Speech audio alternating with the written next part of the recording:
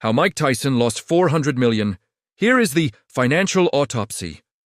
The king of the world versus the beggar. The baddest man on the planet. Imagine for a second that you are Mike Tyson in 1988. You are 22 years old. You are the youngest heavyweight champion in history. You knock out opponents in 90 seconds and get paid $30 million for it. You are untouchable. People fear you. They call you the baddest man on the planet. You accumulate a personal fortune estimated at $400 million. To give you an idea, you could spend $1 million a month for 30 years straight, and you would still have money left over. Now, cut the scene and travel to the year 2003. The world wakes up to impossible news. Mike Tyson files for bankruptcy. Not only was his bank account at zero, he was $23 million in debt. He owed money to the IRS, to lawyers, to gardeners, and even to carpet stores. The question we all ask is, how on earth do you burn through $400 million? Did the tigers eat it? Was it stolen? Or did it just evaporate? Today we are going to perform a full financial autopsy on Iron Mike.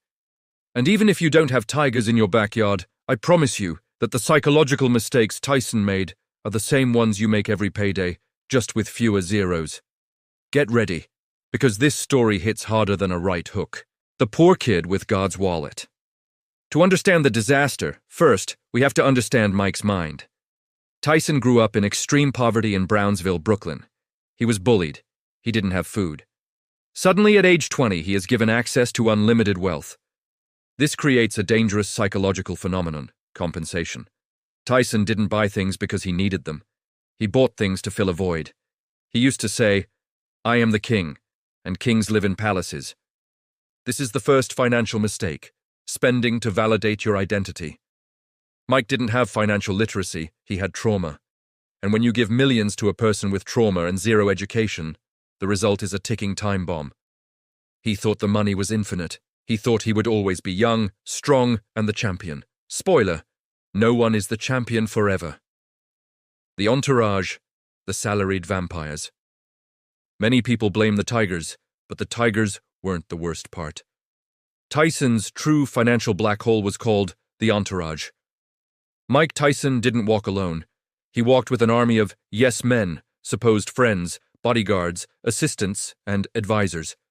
It is estimated that Tyson spent $100,000 a month just on clothes and jewelry, not for him, but for his friends. He bought them cars, paid their bills, gave them Rolexes. He was a human ATM. And at the top of the pyramid was the final boss, Don King. Don King, his promoter, is the perfect example of the financial vampire.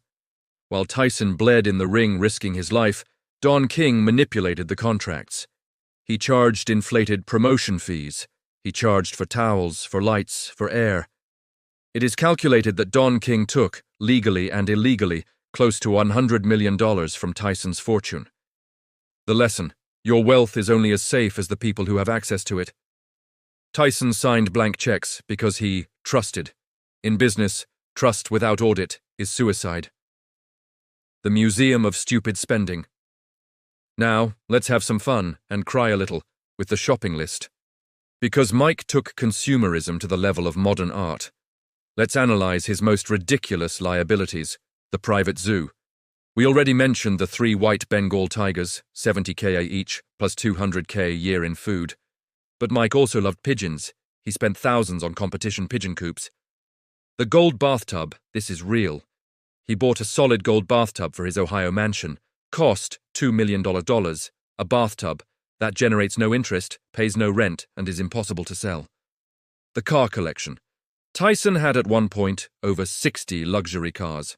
Rolls-Royces, Lamborghinis, Ferraris. Many of them he never drove. Some he gave to police officers to avoid traffic tickets.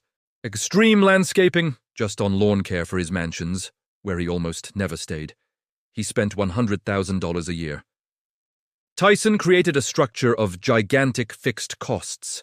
He had to earn $500,000 a month just to break even. If he stopped fighting for 1 month, he went into the red. He became a slave to his possessions. The perfect storm. Prison and divorce. This entire house of cards collapsed with 2 hits. First, the divorce. His separation from Robin Givens was brutally expensive. It estimatedly cost him $10 million in the settlement, not counting lawyers. Second, and most important, prison. In 1992, Tyson was convicted of rape. He spent 3 years locked up. Here is the math of the disaster. Income, $0, you can't fight from jail. Expenses, the same as always. The tigers eat, the lawyers bill, the mansions pay taxes. During those 3 years, Tyson's fortune bled out uncontrollably.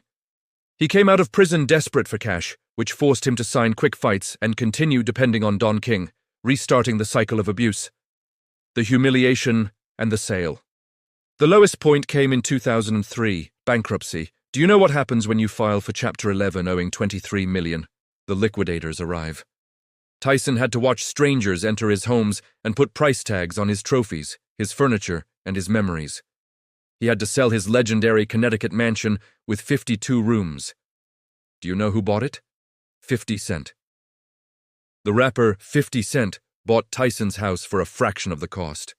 It was the ultimate symbol, the old king falling so the new king could rise. Tyson went from sleeping in silk sheets to sleeping on a borrowed sofa. It was total public humiliation. The resurrection, emotional intelligence. But this story has a happy ending, or at least a wise one. Mike Tyson didn't disappear. He did something very difficult. He matured. He realized his ego was his worst enemy. He made 3 radical changes that saved his life. Cut the circle. He fired everyone. He stayed alone. Goodbye, parasites. Accepted humility. He started accepting roles where he made fun of himself, like in The Hangover. He understood that his bad boy image didn't sell anymore, but his redeemed legend image did. Real business. He stopped gambling and spending. He founded Tyson 2.0, his cannabis and merchandise company, which is now a legitimate empire. Today, Mike Tyson has an estimated net worth of $10 million. It's far from the $400 million, but these $10 million are his. They are solid. They are real. And most importantly, he has peace of mind.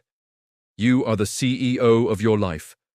Mike Tyson's lesson is brutal but necessary. It doesn't matter how much money you make. You can earn minimum wage, or you can earn $30 million per fight.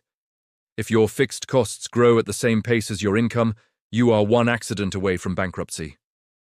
Tyson survived because he is a warrior, but you don't have a right hook to punch your way out of debt.